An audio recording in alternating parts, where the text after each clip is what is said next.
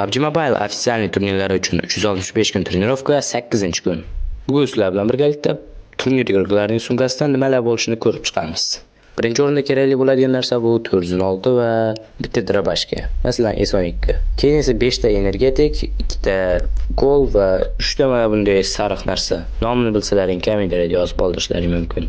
Endi esa magazin olamiz, kompensator va mana bu tagiga qo'yadigan narsalar. Branshlet va shlemni ham esdan chiqarmasligimiz kerak. Bizga kerak bo'lgan eng asosiy narsalardan biri bu 4x, 3x va kollimator pritsellar. Keyin esa 180 ta M416 o'qidan va 30 ta S12 ning o'qidan. Keyin esa granatalar, 4 ta hayeshka, 4 ta dim va 2 ta molda.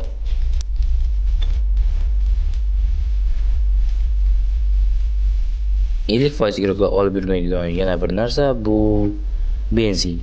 Va shularning hammasi sumkamizning 9 dan 8 qismini egallayapti. Qolgan 50 tasiga esa biz aptechka olishimiz kerak, lekin trening zonada aptechka yo'qligi uchun ularni ola olmadim. Video foydali bo'lgan bo'lsa videoga like bosib, kanalga obuna bo'lishni unutmang.